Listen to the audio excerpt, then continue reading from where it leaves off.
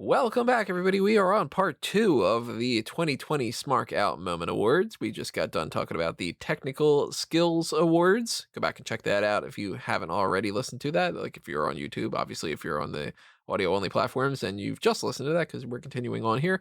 But we are going to move on here with the Writing Awards section here. So we got about 10 or so categories to get into. And of course, the same as everything else here, the best and the worst are being covered.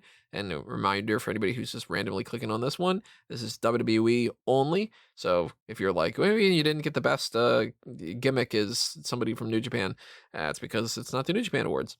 It's self-explanatory. So let's just kind of roll along here. We've got the catchphrase or slogan. And these can be lots of different things. In the past, we've given these to, the specific wrestlers themselves, or some like the taglines for events and everything. So in that vein, I'm going to say that the worst catchphrase or slogan this year was the quote that they were like, you have to say this exact line, which they do this. This may be the greatest wrestling match ever. That was terrible hyperbole. I hated that with such a passion because it was completely unnecessary. They could just say, like, this is going to be a great match. But they actually had, like, Charlie Caruso and everybody who else was doing this use that exact phrase. This may be the greatest wrestling match ever. So it's like, who gives a shit enough to say, no, you can't say, and remember, guys, this could be even one of the greatest wrestling matches ever. That's like, you can't say this could be. You got to say this may be. Oh, you got to say it in this line. You got to say that for every single thing. It's the whole like, oh, WrestleMania is too big for one night, that kind of thing. But this was just the worst. Just this may be the greatest wrestling match ever. Why? Why is that a tagline? Dumb. Hated it. Worst. I would agree with you, Tony. Except for the first time ever, I don't know how many times they say this a week, but WWE has this thing about it's the first time ever on a Tuesday in Canada that Big E is wearing red and will face Sami Zayn wearing blue. It's like, what are you doing? That was the most annoying tagline of the year because they do it for every show. They find a way to squeeze it in there. They really do. And they go out of their way to do that. Like, that's a little hyperbole, but it's not that far off from what they've done sometimes, where they've been like, for the first time ever on a Raw, these two people are going to team up against those two people. You're like, after how many matches are you going to try to say that there's a first time ever between the Street Profits and Andrade and Angel Garza? you know? What's your pick, Callum? It's definitely the greatest wrestling match ever, just because it's such a ridiculous slogan to put on anything. Because mainly for the reason that I kind of talk about a lot about I've mentioned it a few times on the podcast previously and stuff like that, is the fact that nobody should ever want to go into a match wanting to have the greatest match of all time. They should want to be going to a match to win a match. Yeah. It's not about the quality of the match, it's the result for the wrestlers.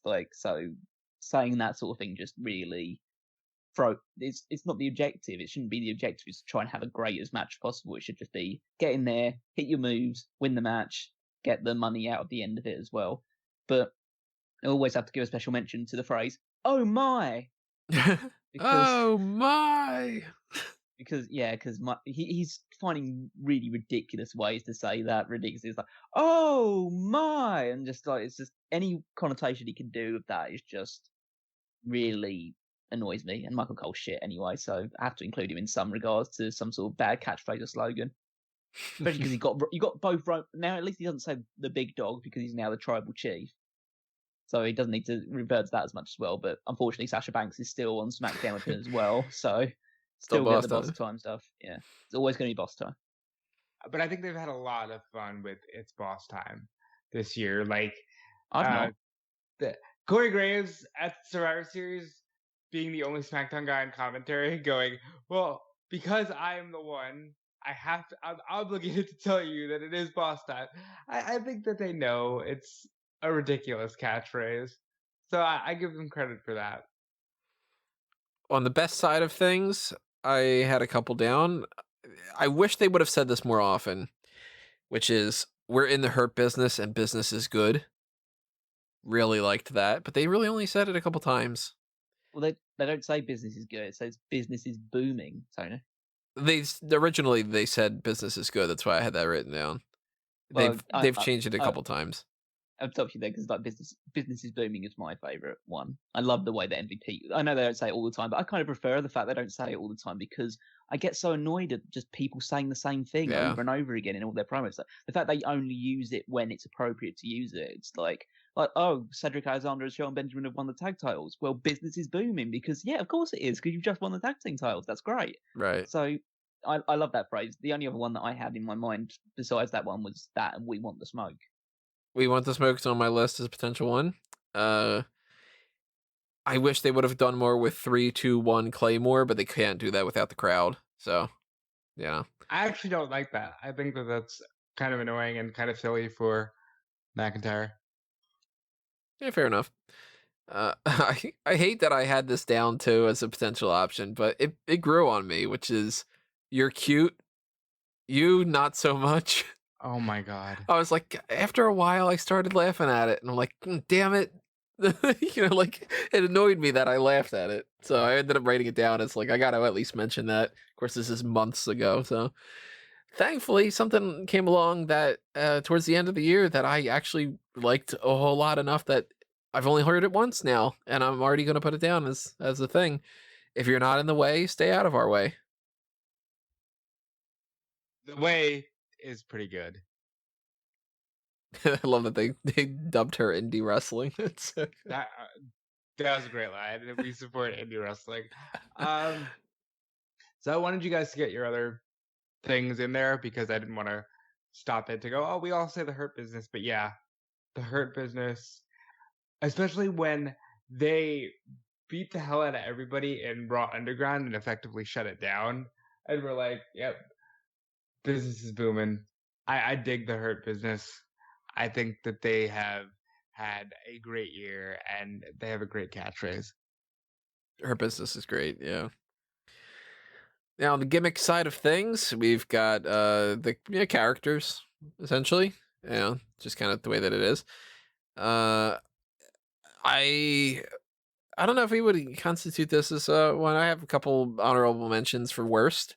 One of them is Temper Tantrum Natalia, that she was doing for a little bit there. I wouldn't constitute Lana going through the tables as a gimmick. That's more of a story. Eric Rowan as a guy who carries a spider it would have been my number one if it wasn't for about 6 incarnations of Liv Morgan keeps trying to find herself, where all they keep saying is, I'm trying to find myself. Fucking find yourself by now.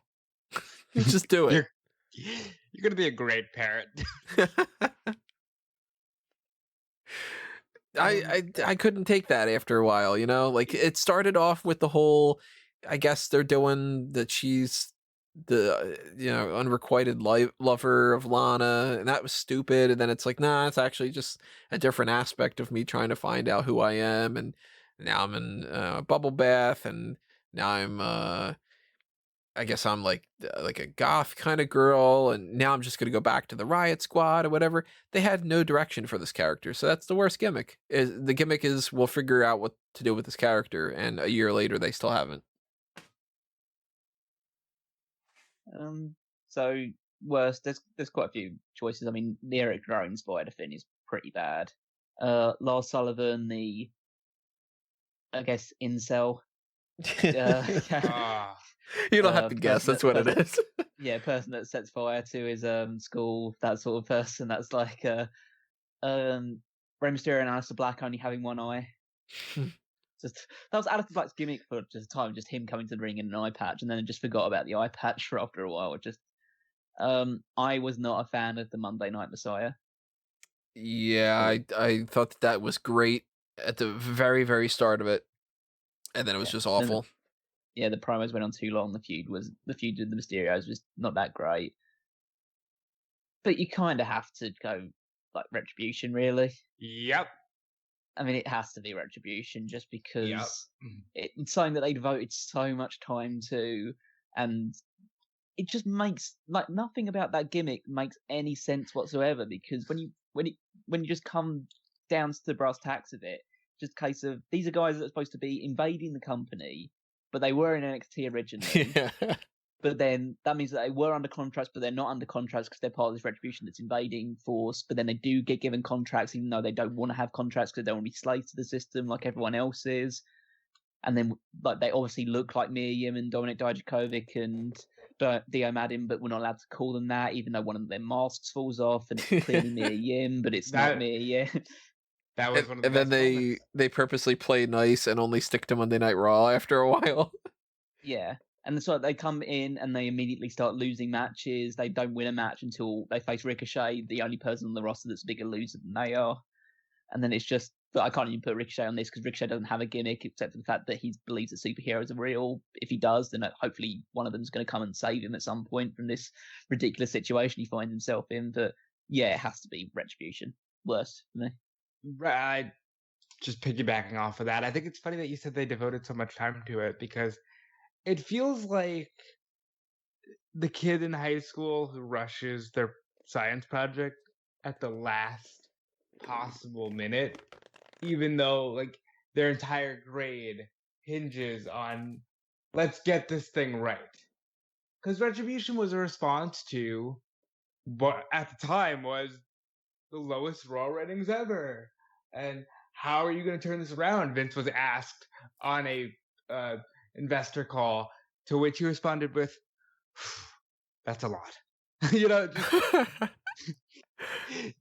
This was an awful year, and they were like, "Oh, well, we're going to do something that is going to feel fresh and edgy." And then what they did was basically Antifa, which pissed off another section of the audience because they felt like you're saying, "Oh, so people on the left are bad. So you support Trump." It came at a very bad time and did very bad things. But to something Callum said in part one of our discussion, Mustafa Ali deserves so much credit for trying to take this bag of shit and tie it together to look somewhat presentable. And they just don't care. They have cut this thing's legs out from underneath it at every chance they've gotten. And on top of that, you're killing Ali, Dijakovic, Mia Yim, Dio Madden, who should have gotten a chance to do something, but now he never will because he'll just be Mace. And then there's Slapjack. And I mean, the only thing I can say good about Retribution is their social media game is very strong, and they know they're a fucking joke, and they embrace it.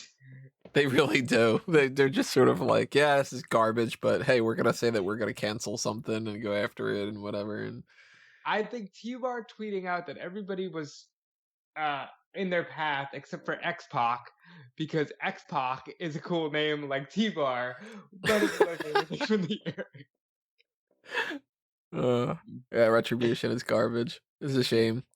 I actually want to add that or mention this, and I know Tony won't agree with this because I know he said previously he likes his character. Matt Riddle was a stoner. I don't know if you know this or not, but he smokes weed. A lot of people basically that's his entire gimmick now is that he smokes weed. A lot of people are really digging this, right? But I'm like, I like it. It's a bit much for me because I like when he was in NXT and they did stupid things like I like the subtle reference. Yeah, I like subtle references to it. You can make clever jokes out of it, but like his whole gimmick now is just, yeah, I smoke weed. Like when Pete Dunne on NXT said something about joint manipulation and his face lit up. Yeah, that's good. But that was admittedly better than any other stuff that he's doing now. Yeah, hitting it on the nose over and over and over again is just weird. And they're trying to do the whole, well, I smoke, so I've got like this open third eye. It's just, I'm not big on it.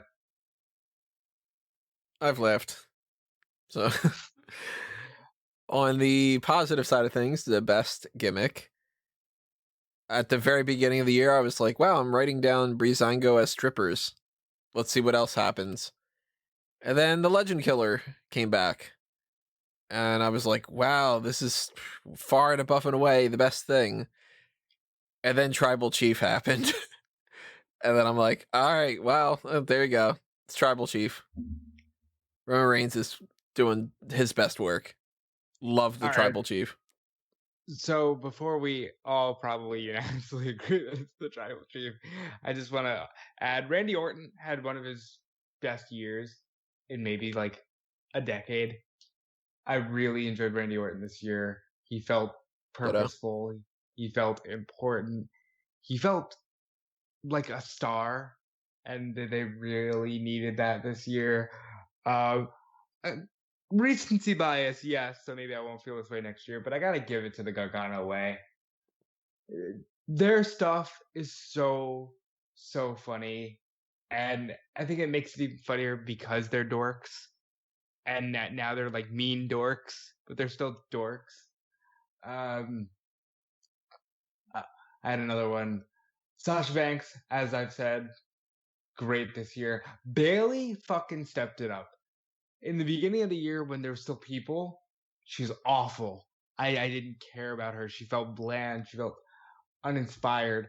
Bailey without people allowed her personality to show through, and she's had a phenomenal year.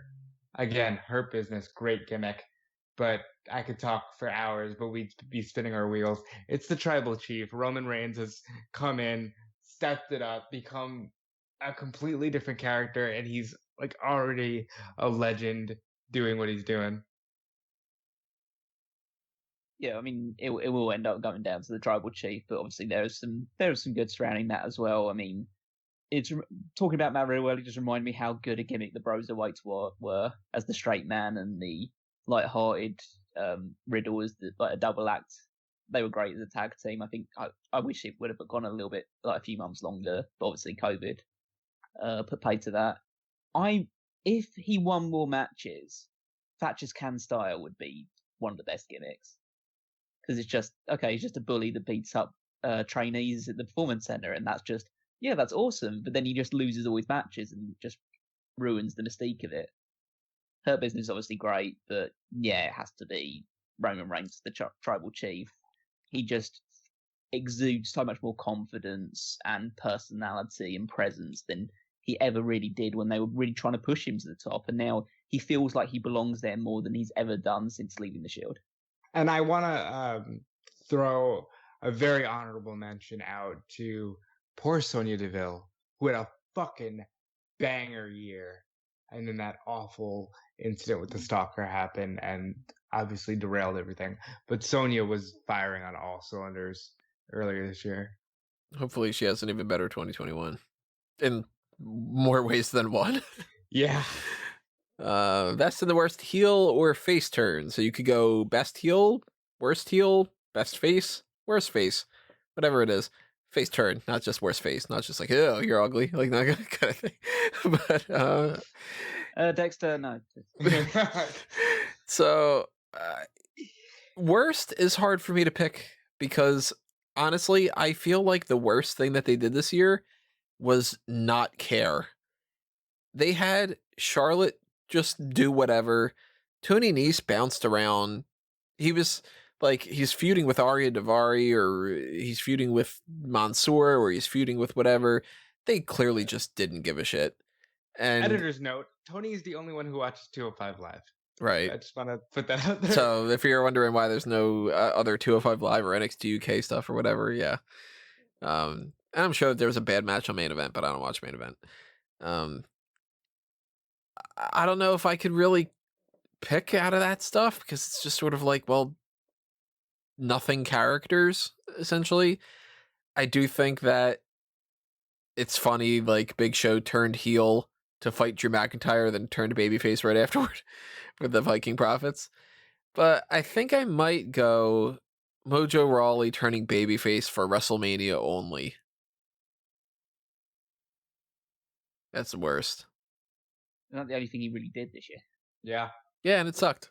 So he turned babyface so that he could hang out with Gronk and look like the two of them were annoying. And then he went back to being a heel, and then he fucked off. So really, what was the point?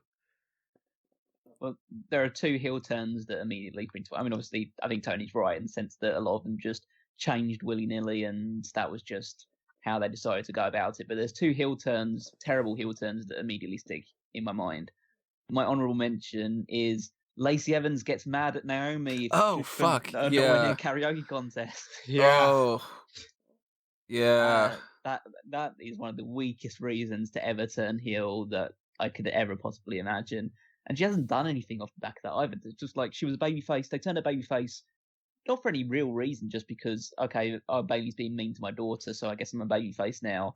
And then she just stayed babyface doing nothing for a good few months, and then she gets angry because Naomi won the karaoke contest. See, but I think Lacey Evans as a face had more to offer. You can play on the fact that, like, this woman did serve in the military, and this woman did, is apparently a great mother and cares about her family. And then she's like, you mean I didn't win karaoke? Like, what the fuck? But, Awful. But the worst heel turn is Tucker, I noticed.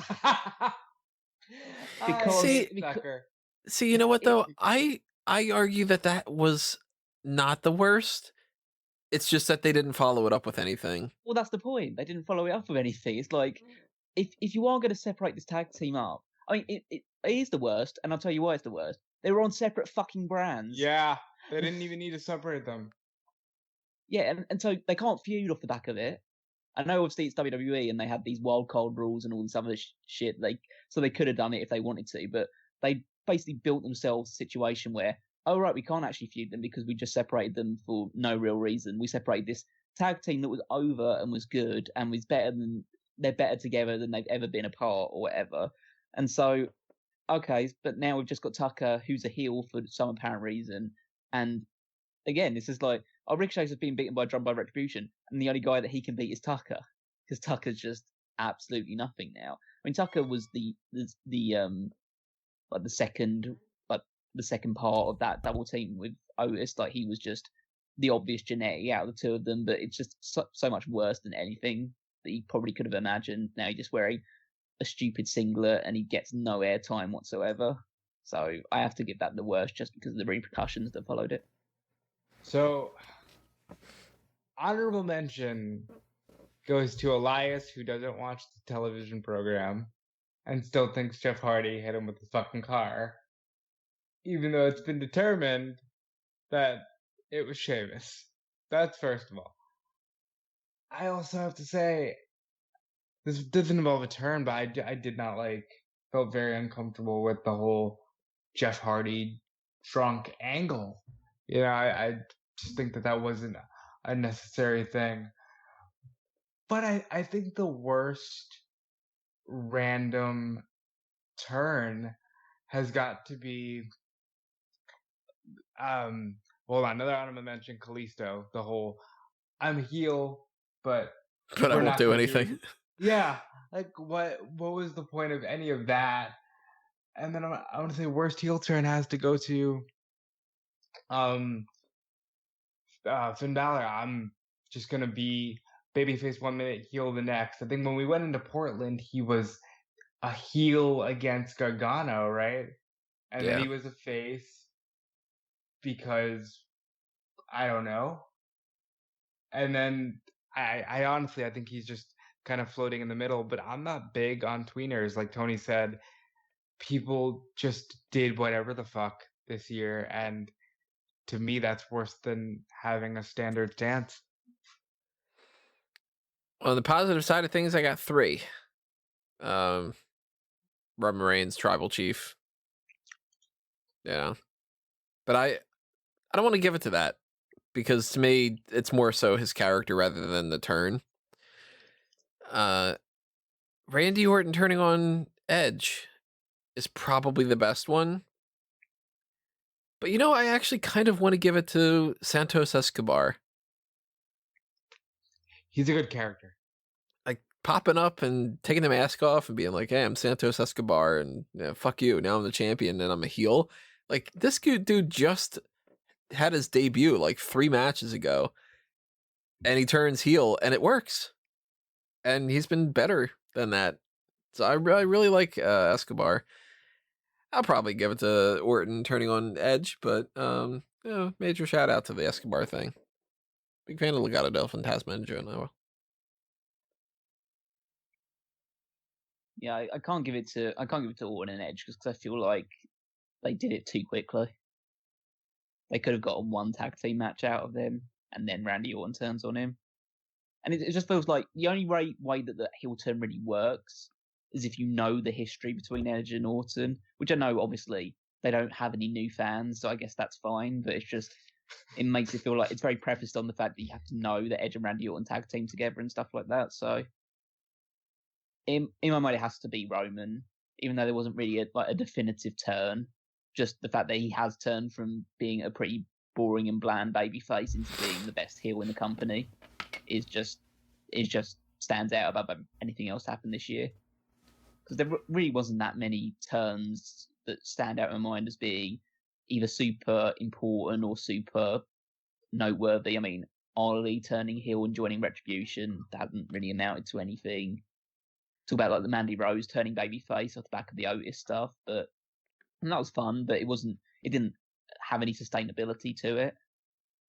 So yeah, there's really not much else that really sticks out in my mind as okay, that was a really important turn or a really important change in someone's character beyond the Roman Reigns stuff.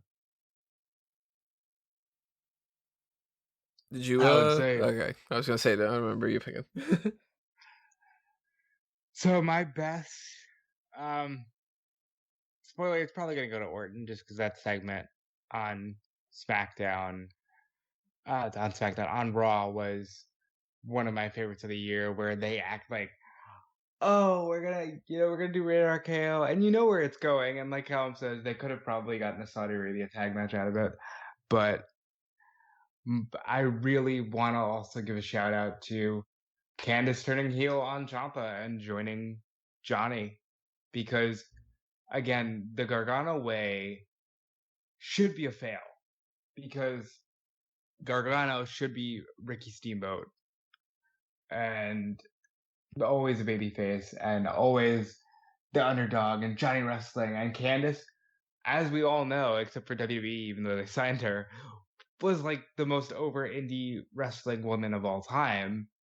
And they're doing greatest heels, so I just want to shout them out for showing new layers of their character, kind of like Bayley, how Bayley's added layers to her character.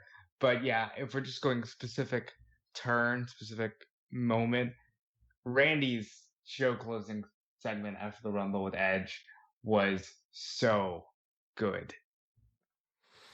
Let's go over to title reigns, the best and the worst, obviously. I don't want to give worst to something like Leon Ruff, where like Karrion Kross had the worst NXT title reign because he lost it immediately. Like that kind of. Nah, I think I'm gonna say Goldberg. Go ahead, Cal. Goldberg's a good choice. I mean, you could talk about Shinsuke Nakamura as Intercontinental Champion at the start of the year. That really nothing. Actually, I'd say like in terms of just titles in general, the Intercontinental title went through the ringer this year. So it's like him, Nakamura, Hardy, Strowman, just people just not really holding it and not really doing much outside of Sami Zayn. And even Sami wasn't in the company for a good period of that time. I guess AJ did okay with it for a little while, but nothing super memorable. Honorable mention to Rob Gronkowski as 24/7 champion. Yep, he's on my list too. But it has to be Braun Strowman as the Universal Champion. Yep. I'm going to just go ahead right now and say that's also my pick. I said this on the other stream, but Braun Strowman is not the guy, and they think he's the guy. And I feel like we're going to go through like a lot of these moments with him where it's like, oh, but it's important because it's Braun, and Braun isn't the guy. Yeah. And this Universal title reign proved it. This year proved to me beyond a shadow of a doubt that Braun Strowman's just another Big Show. Yep. And he's not even that good. He's not even as charismatic or entertaining as the Big Show either. So he's just going to always just be a big guy that they may occasionally put the world title on, but really won't live too long in the memory beyond his main years. I just think that they gave him his one opportunity that a lot of people have been crying out for a while, like saying, "Oh, we should give Strowman the title and let him run with it for a bit." And then he gave it to him and he shut the bed. And like, let's not forget, they knew that because Strowman wasn't even on Mania. You know, he was driving to family's house because they weren't even going to give him a spot, and they gave him the ball, and he deflated it. It was awful. I'm glad he won. He didn't have a great title reign. I'm not going to defend it, but I'm glad that he won. Do y'all pick our worst? Yeah, well, Yeah. me and Yeah. Rob both have Raw and you have Yeah. Goldberg, so basically the Universal title, before it got to Roman, had a pretty bad Yeah, Yeah. pretty much. Yeah, because it's from one to the other.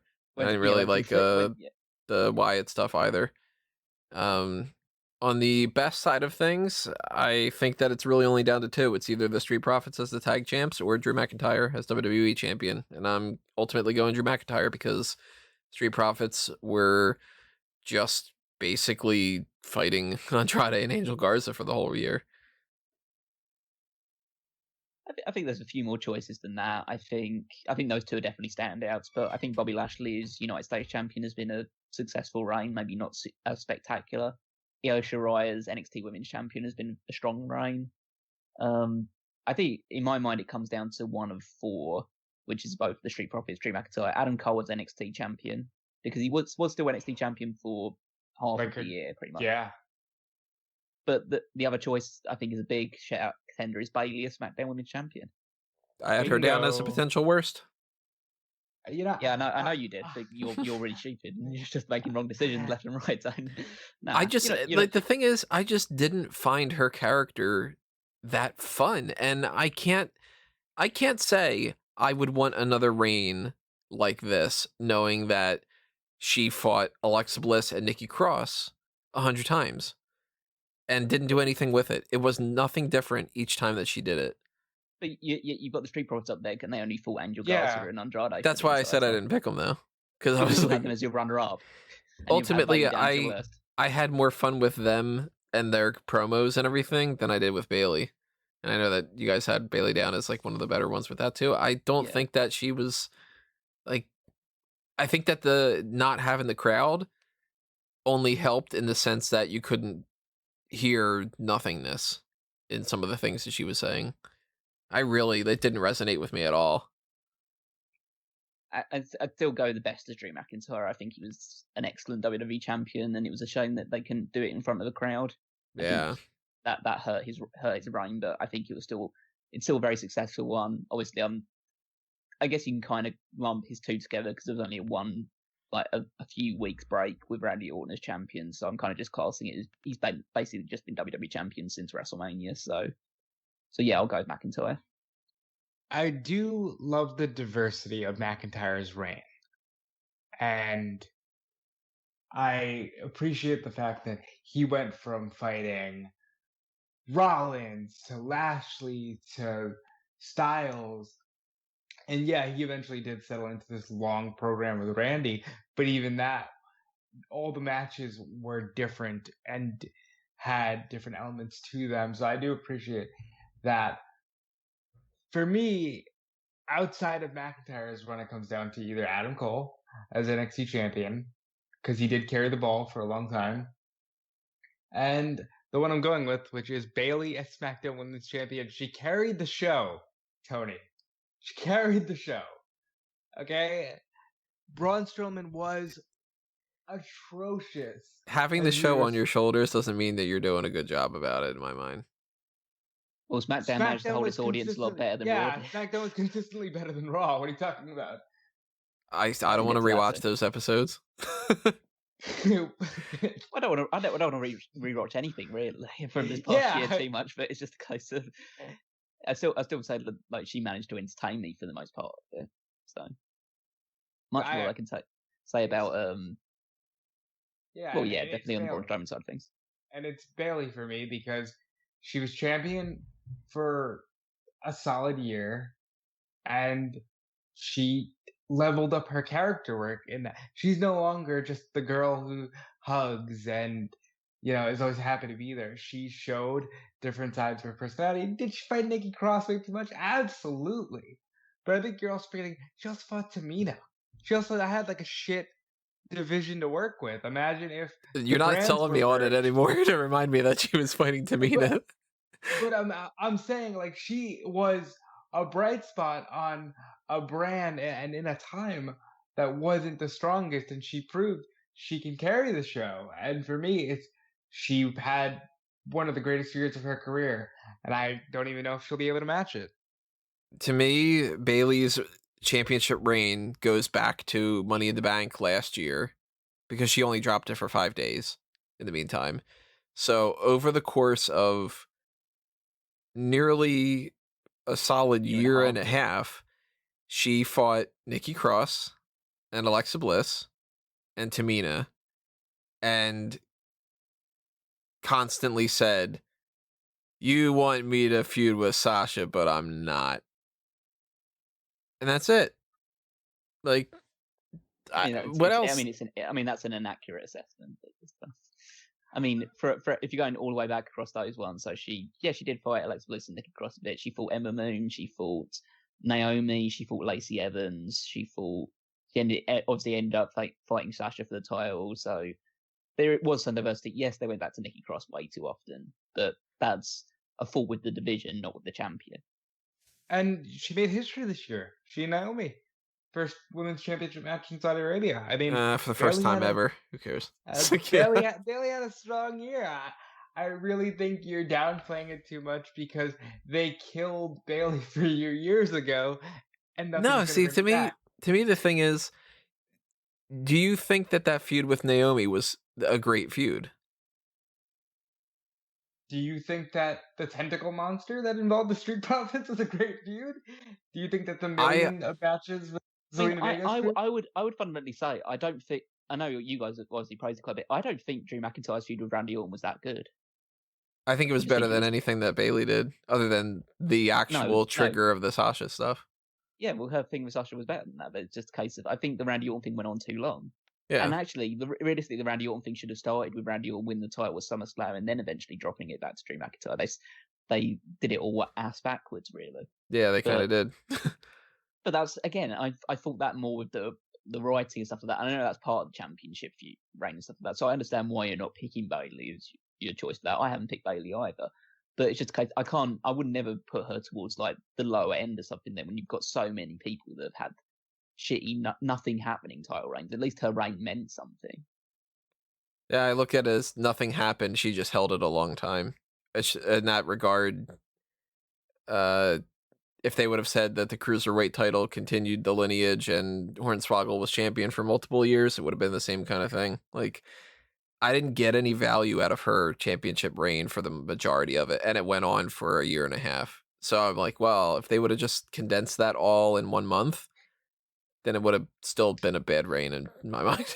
But I think a New Year's resolution for you needs to be putting less effort into watching 205 Live and more effort into paying attention to good character work from people like Bailey. Because I think one of the reasons that you don't see any value is because you personally, you're so consumed with like, okay, this is what they're doing.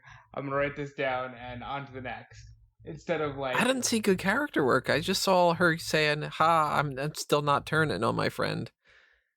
You know? Because you knew that you were going to the turn. Mentally, you were just there.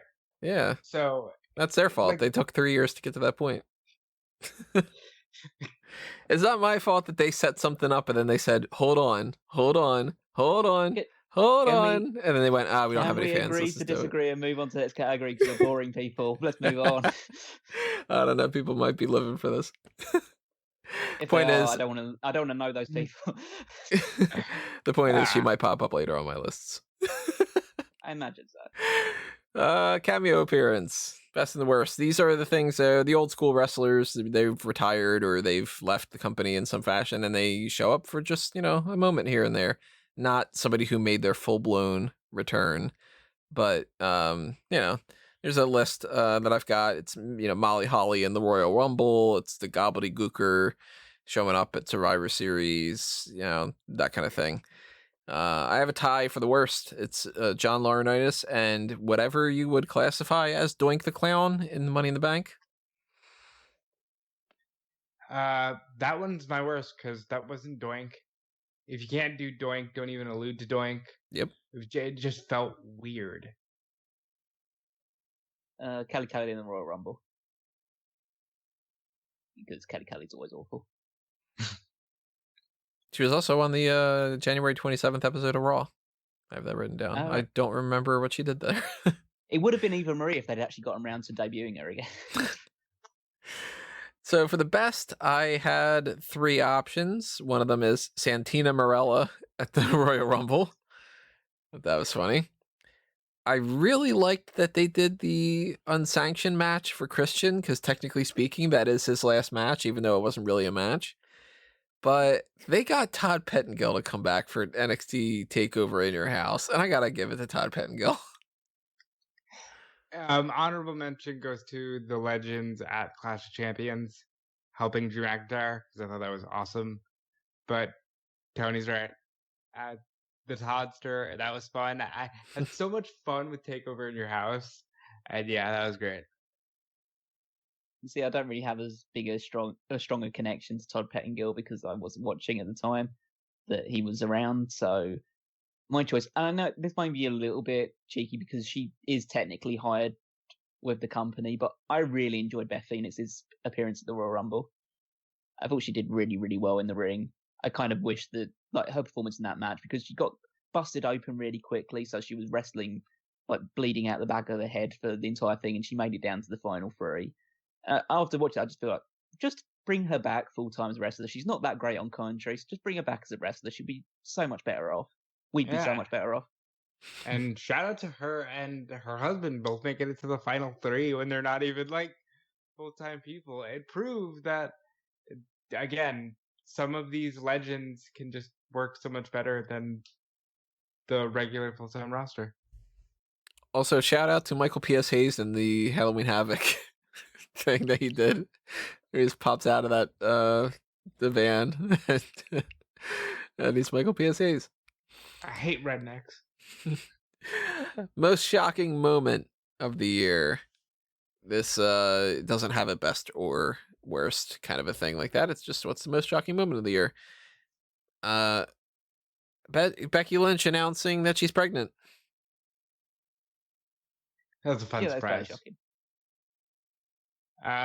It's Edge. I'm not gonna dwell on it. It's Edge. That's my number 2. Yeah, so the Edge thing loses a bit of impetus because like everyone kind of knew that Edge was coming back at some point. Yeah. So I think it's still definitely a shocking moment. The Becky Lynch thing is shocking as well. Part of me wants to just go with just the whole Firefly Funhouse match because I had ideas of what it potentially would have been, but I had no idea. Like that just blew all expectations. Like good, bad, or indifferent, that match is just an anomaly of itself. Just completely different. Otis winning Money in the Bank. Because like you get into the mindset of like, okay, they could give it to Otis just to be funny, but even they're not stupid. Oh, they're going to give it to Otis. They're just like in the middle, you're saying the sentence. Oh, they're not stupid enough to. Oh, they just did it. Yeah, they just go to Otis. But yeah, I think I'd go with the Becky Lynch pregnancy thing as well. I mean, that's something that's never happened for her to be like, or for anybody to be like, yeah, never mind. Money in the Bank cash in is happening, and here's the title because I'm pregnant. So yeah, there's like, wait, there are 3 things happened right now. The Money in the Bank was cashed in. I don't know, Tony. During the Attitude Era, I've had quite a few miscarriage angles. That's true. They did punt a baby, so yeah. Let's move over to the best and the worst Smark Out moments of the year. These are essentially what we just clarify. Like, what's the thing that made you like the happiest, and what's the thing that made you the most frustrated or the most sad or disappointed or whatever. I got 3 for the happy thing. One being the Becky Lynch pregnancy thing, because I was just like, oh, that's pretty sweet. But 2 other things beat it out. One of them being Drake Maverick signing an NXT contract. That was just like, some good things happened. Like, this has been a terrible year. Absolutely terrible year. In like way more ways than I can get into on this podcast. These guys have heard some of the stuff behind the scenes and just being like, oh, I guess there's a bill. Oh, I guess that's a health thing to deal with. I guess that's, whatever. The type of thing where during this podcast, I took a back brace off that I got for Christmas. Like things like that.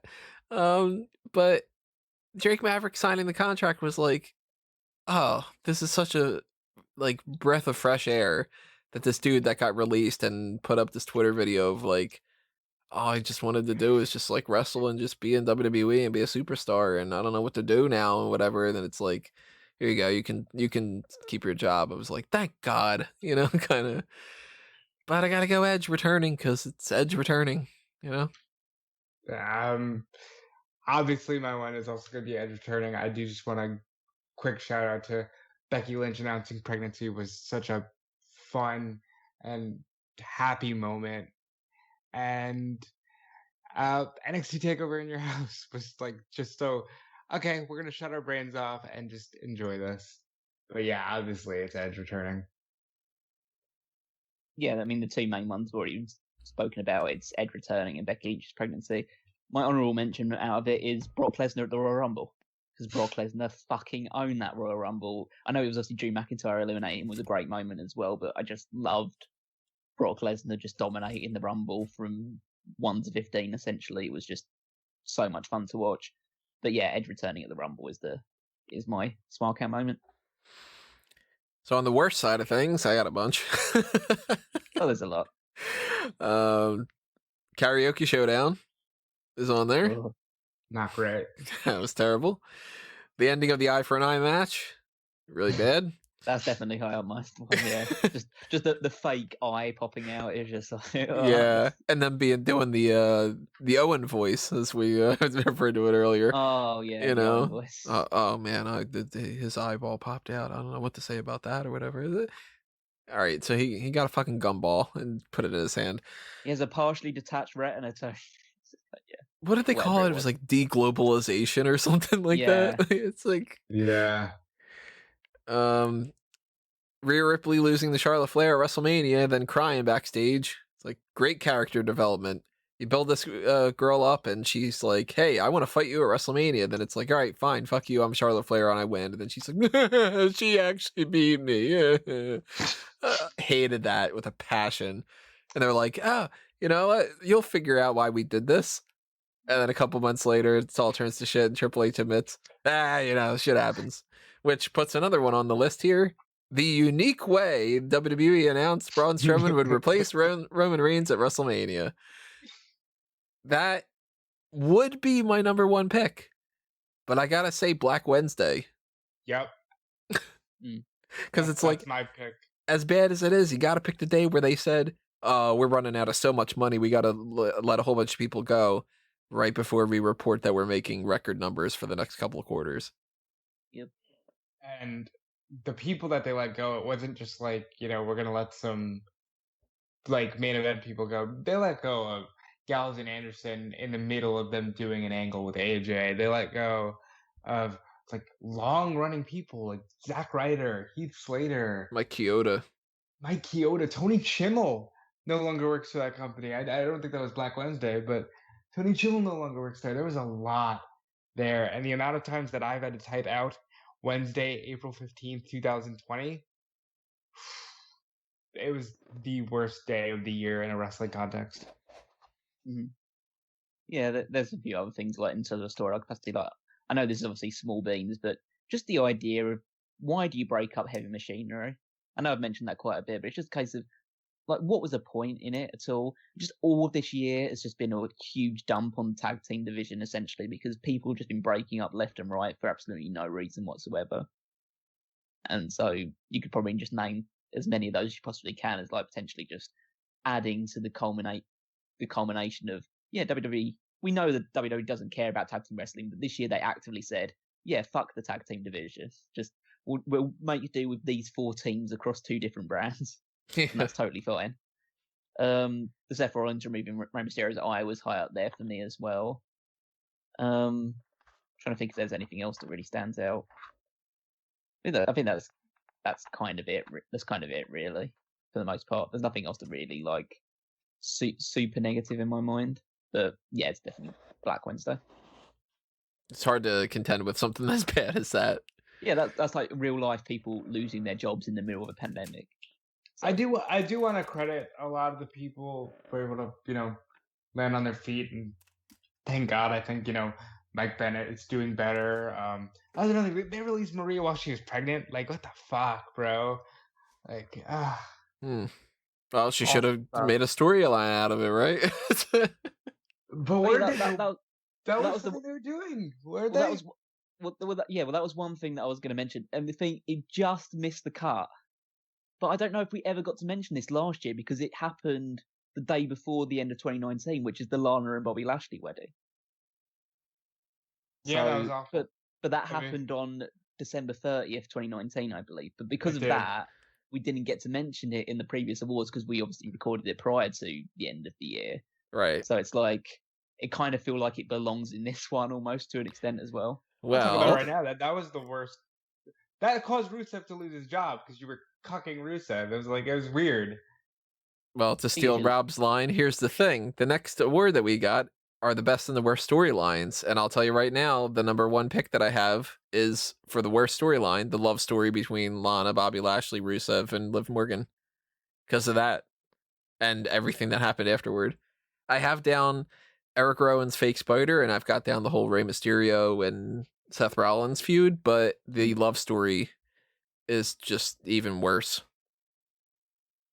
Yeah, so there's a lot here on the worst side. Definitely, there's definitely probably the weakest area in WWE's year this year. Obviously, besides the fact that they didn't have any crowds or anything like that, but the two that Tony mentioned are big deals. Obviously, there's the whole going towards Money in the Bank 2020. I thought that was pretty badly structured. Alcoholic Jeff Hardy, because they always bring up the alcoholic Jeff Hardy thing, and it's about time they put that to rest. Lucha House Party implode for no reason whatsoever. Just like what again, just another tag team disbanding for no reason whatsoever. Raw Underground. I think we have to mention at least in some passing this year because just something that starts up, it's a little bit different, and then they just drop it after was it 8 weeks, whatever it was. And I think I actually predicted that it would last less than 3 months, and it ended up doing that. So that's me just seeing things in the future because I know all that stuff. But this year, and basically for every year going forward until they finally drop this, my worst storyline is Survivor Series is the one night of the year where Raw and SmackDown. It's just all of this build up towards the Raw and SmackDown stuff because this year in particular, they just didn't give a fuck at all about it. It derails all other storylines you're building up. This whole Raw versus SmackDown thing. No, there's no stakes to it. No one cares who wins, who loses. It's just, yeah, it's an absolutely pointless exercise, and I want them to end it. I don't even necessarily want to end it as in you have to end the brand split stuff like that, but there's no point doing brand warfare if you're not going to actually put any reason behind them doing it beyond the fact, oh, everyone really likes being on Raw and everyone likes being on SmackDown, except for the fact that, I don't know, over half of your Raw Survivor Series men's tag team were on SmackDown a couple of weeks ago, and apparently they've gotten so attached to the Raw brand in 2 weeks that they're so desperate to beat SmackDown again. It's just, I just hate all this Survivor Series build. I think it would be better if you ended the brand split, but I won't get into that. So obviously the love rectangle or whatever you want to call it that centered around Lana was an awful, awful storyline. And what made it worse was that they didn't even pay off any of it. It was just like Rusev disappears, Liv Morgan and Lana never explain how deep their relationship was or anything like that. It was just like it happened, and we're not ever going to talk about it outside of mentioning that it happened. And then Lashley was just like, "Yeah, this is stupid, and I want a divorce." So the payoff to that was just awful. But I'm gonna go ahead and say the never-ending. Hey, this week the Street Profits are gonna face Zelina Vega's tag team of Angel Garza, and oh wait, we don't have Andrade. Austin Theory. And oh wait, we got Andrade back. Let's do Andrade. And this time we swear that we're gonna do it because they poisoned Montez Ford. Nope, I'm gonna give it to that because it was just sucking so much time out of Monday Night Raw, and they never paid it off once. On the best storyline side of things, I thought I was going to go Roman Reigns and Jey Uso, but they kind of derailed that a little bit. I didn't go as in the direction that I was hoping that it would. So overall, I just have to say it's Legend Killer Randy Orton, because it's been one basic story carrying him through. Yeah, it's Randy. Specifically, Randy and Edge. But Randy this year was phenomenal, and I've already mentioned why, so I won't say it again. Yeah. Like, genuinely, again, this thing that's going to pull me out, obviously, with the in the same way that Tony's against Bailey and me and Robert for it, I'm the one who's against the whole Orton thing. The whole Orton storylines this year brought the shit out of me. I thought it's highly high. I probably should have picked him as overrated one of the year, but I didn't want to get called out too badly for it. But I didn't. I have no interest in going back and retreading any of Orton stuff this year. The honorable mention for me is the Otis, Mandy, Dolph, and Sonya feud, because that was the best feud going into WrestleMania 36. And it should have gone a lot better, besides the fact that obviously COVID derailed it in certain aspects, and then Sonya had to leave the company, sadly enough. But yeah, so it didn't go as well as it could have gone, but I think the way they actually structured it and put it together was actually very clever and very well put together. But the best is everything to do with Sasha Banks and Bailey, both as the golden role models, and then feuding with each other beyond that point. The only issue with that is that it should have been extended out longer than it actually ends up being. But amen. That should have been Mania. Yeah, it should have been. But I think everything they did, both as a tag team and then feuding with each other, was the best stuff they did all year. So I fully agree. It should have been Mania 2 years ago. I don't want to criticize them for the company's incompetence from 2 years prior to it. Yeah, Sash Banks and Bailey, best storyline for me. All right, well, that is the writing awards side of things, and we're gonna move on over to part 3. It's gonna be the programming side of awards, which is kind of a subset, I guess, of the writing awards, but in a different kind of capacity. So we're going to talk about the shows themselves, and we're going to break that down in the next section. So if you are listening on the audio only things, we'll just be right back. But if you are on the YouTube side of things, hit the like button and share it and all the other things that you'd be doing, and then click next on the next part of the playlist. Click on part 3, and we will see you in the programming awards.